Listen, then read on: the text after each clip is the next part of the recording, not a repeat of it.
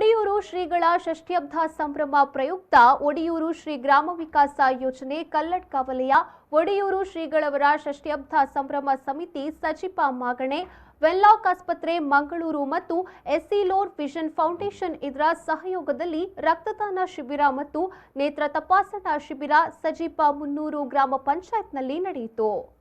ಗೌರವ ಮಾರ್ಗದರ್ಶಕ ಎಸಿ ಭಂಡಾರಿ ಮಾತನಾಡಿ ರಕ್ತದಾನದ ಮಹತ್ವದ ಬಗ್ಗೆ ವಿವರಿಸಿದರು.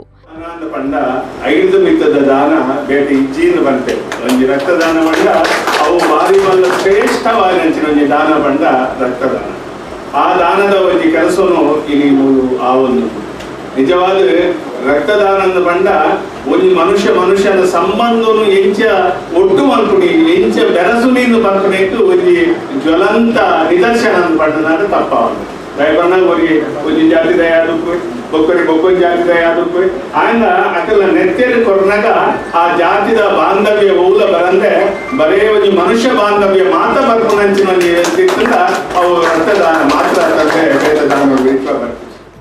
ಉದ್ಯಮಿ ಎಸ್ಎಂ ಗೋಪಾಲಕೃಷ್ಣ ಆಚಾರ್ಯ ಉದ್ಘಾಟಿಸಿದರು. Senior technician Anil Rao blood ಬ್ಯಾಂಕ್ನ ಆಂಟನಿ ಮಾಹಿತಿ ನೀಡಿದರು.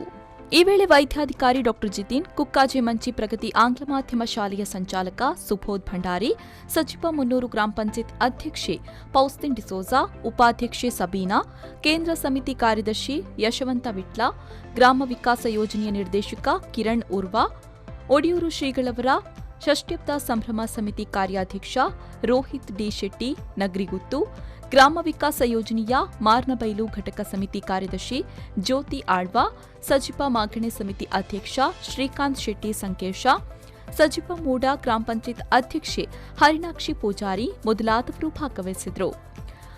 ಮಹಮ್ಮದ್ ಅಲಿ, ವಿ4 ನ್ಯೂಸ್, ವಿಟ್ಲ.